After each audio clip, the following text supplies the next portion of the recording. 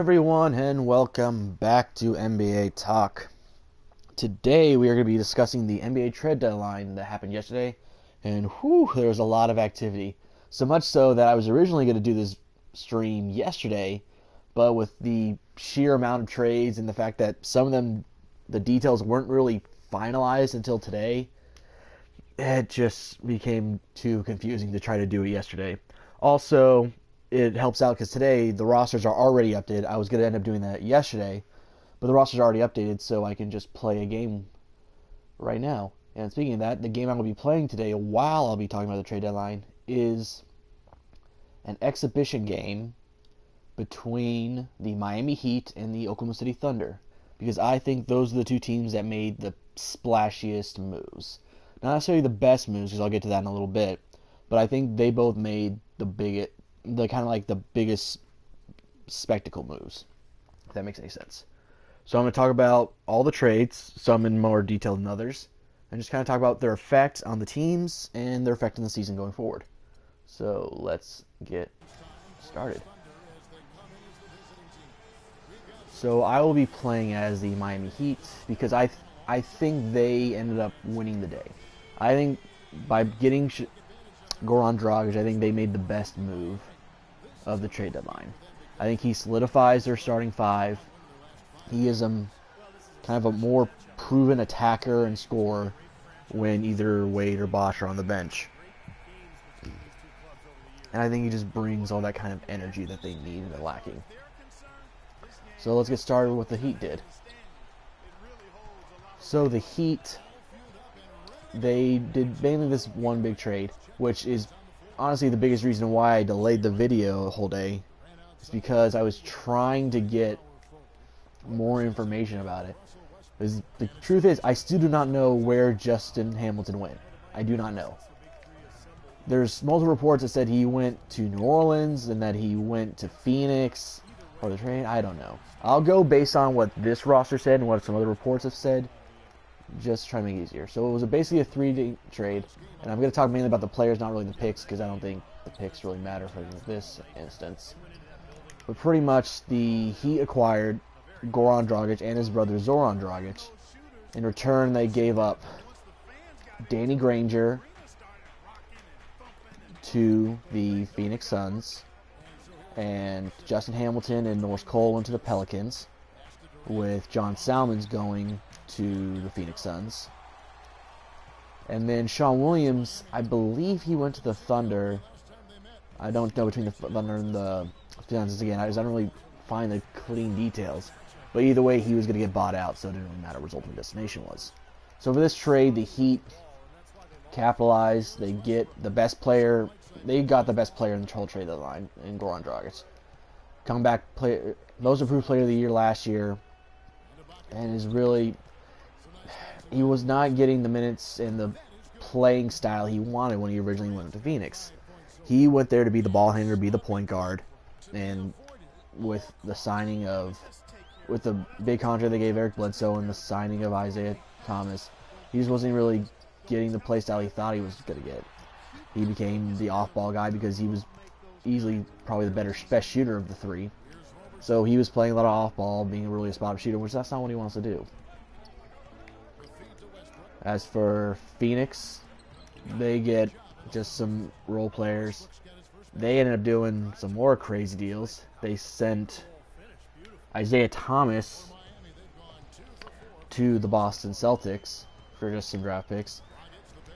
And they are involved in a crazy 3-team deal with Philadelphia and Milwaukee. Let's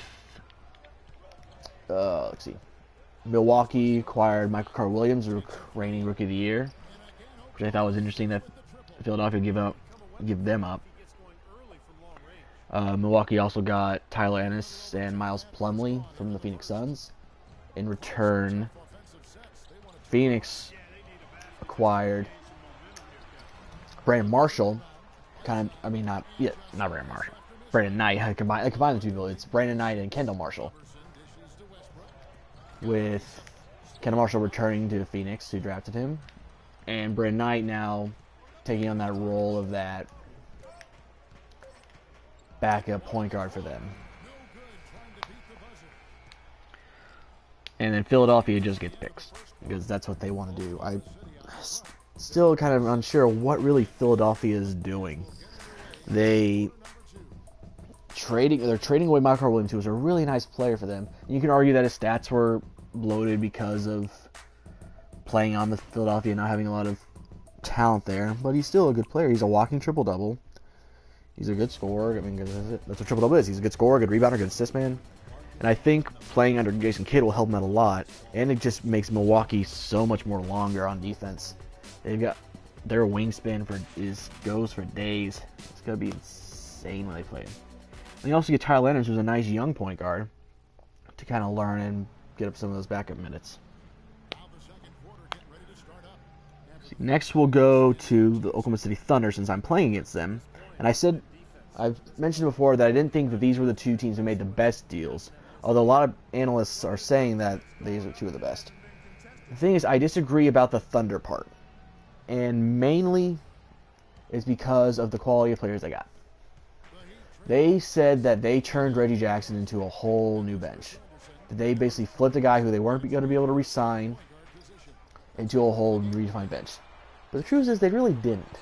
If you break down each of the players, they're getting decent quality, but not, like, game-changing. They get DJ Augustine, who, by all accounts, is a downgrade over Reggie Jackson, but he does provide a different skill, which is arguably more valuable. He's a better shooter, and he can score a lot of points heavily in a different way than Reggie Jackson could. The problem with Reggie Jackson was his play style is very similar to Russell Westbrook, and because of that, he became less likely to really flourish on the team. So they do that. Next, the big piece that they got from it was Enes Kanter. And everyone's saying, oh, he's a major upgrade over Kendrick Perkins. Is he, though? If you look at the two, the reason they wanted to get Enes Kanter is because he's a scorer. He's a scoring offensive big. Thunder have not had a scoring offensive big. But he only averages a little over 12 points a game. Perkins and Adams together were averaging around 10, so you're only getting a little bit of benefit. And Enes Kanter is not a good defender. He's not a good rebounder, which Perkins was both. So you're giving up those two arguably more beneficial skills for scoring, which do the Thunder really have trouble scoring when you got Westbrook and Durant and Anthony Morrow coming off the bench? I guess they wanted to have like that post game for easy buckets, but is Kanter a guy who can just go one-on-one and can dominate his position? No. He can get on little scoring grooves. He's a decent mid-range shooter, but he's not going to dominate. He's never going to dominate a game. So saying that how he's a big piece of the new team is just kind of weird to say. Another key they got is Kyle Singler, who's a great shooter in college, a good shooter right now in the NBA. And I do say that teams need more shooters, but you have Anthony Moore, who's already a prolific shooter. You have Kevin Durant, who's one of the best shooters in the game. Is shooting really what your main priority is? I think for the Thunder, they need to get a little bit more perimeter defense. They have, right now, you could argue their best two perimeter defenders are Russell Westbrook and Andre Robertson, who are both decent, but especially Westbrook, because it's nasty and he really goes hard at it. But when you're relying on Andre Robertson to guard your opposing team's best wing player, don't you think you want another proven defender off your bench to come help out? And finally, the biggest piece who I think is ridiculous is Steve Novak. I think Steve Novak is a fine player. He's a good, great shooter. But they keep talking about him as if he's going to be a role player on this other team. He's not. He will most likely be the 15th man and only be active in case of injuries. I do not see Steve Novak being a role player on this team. I think this team is already too deep. I think they like the players that they already have. Because if you look at their lineup, once Steven Adams comes back, it'll be a choice basically between Mitch McGray and Steve Novak. And I think they like Mitch McGray a lot more than they like Steve Novak. And you could argue that maybe that they would like Steve Novak over Perry Jones, and I could see that. But again, it's the same situation with Kyle Singler. Yeah, you could have a lineup with 5 great shooters, which is great for that one play at the end of the game where you need a shot. But do you really think that Steve Novak is going to be a big key rotational piece? No, I don't. So because of that, if you look at the trade, they turned Reggie Jackson to a good shooting point guard, a good shooting wing, a decent offensive center, and then a deep bench guy who's not going to play. Is that a great haul? I don't think it's a great haul. I think it's a good haul. So I don't think that the Thunder are the second best team in this trade line. I do believe Portland is, on the other hand. Because I believe Portland got the next best player after Goran Dragic. They get Aaron Aflalo, who's been a main player in Orlando, even though I don't believe he should have been.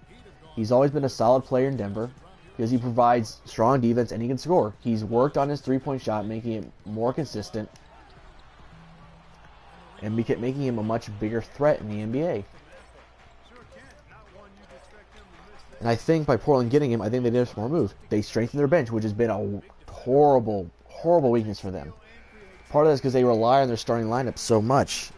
Because, I mean, when you've got Damian Lillard and LaMarcus Aldridge and Nick Batum and even Robin Lopez, I mean, you're going to rely on your starting lineup. But another reason that they're relying on the starting lineup is because they have a weak bench. This solidifies it. Coach, what do you think the team needs to do? It really solidifies it. It gives you a guy who can score on his own, can defend the perimeter, which is very important. You get a guy who can be it was definitely a starting caliber guy coming off your bench. And I think in some situations he will play some more minutes than Wesley Matthews because I think he is more versatile than Wesley Matthews. So if he can really bring that bench, you combine him with the shooting of Steve Blake, and even though he's getting old, Chris Kaman can still score in the paint. I think they can put a solid team.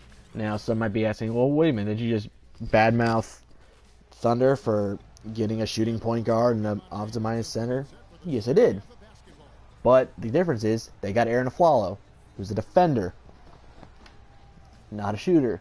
You know he can't shoot. His main priority is being a defender, and that's what completes the bench. They didn't just get a bunch of shooters and put them on the bench. No, they got a defender who can also shoot, and that is way more valuable in the NBA than just a regular shooter. Alrighty. Next, we'll go to the sentimental trade, which was Minnesota reacquiring Kevin Garnett for Thaddeus Young. That's basically what this trade was. Kevin Garnett is probably playing his last couple of years, and they wanted him to go, and Minnesota wanted him back. Kind of play out his twilight year in Minnesota, kind of become a mentor to the younger guys and stuff like that, which is fine. I think Kevin Garnett's a great player, easily one of the best players of this generation.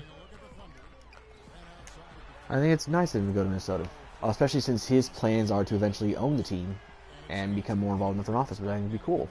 Get more former players involved in the front office. Let the different mindset go to work. I think it'd be great to see. As for Brooklyn, they're trying to just blow up everything. They're trying to get a new owner. They're put up basically every one of the top players was up for grabs. They tried to get Brook Lopez gone to the Thunder before Thunder finally chose to go away from that and do the big trade with Detroit and Utah. But basically Brooklyn's blowing it up. But they get Thaddeus Young, who is a nice power forward. He can stretch the floor. He can shoot all the way up to three-point range. He's not a great defender, not a great rebounder, but he's, in terms of power forwards, he's solid. He's a solid starting power forward, which says a lot in this league, because there's only so many good ones.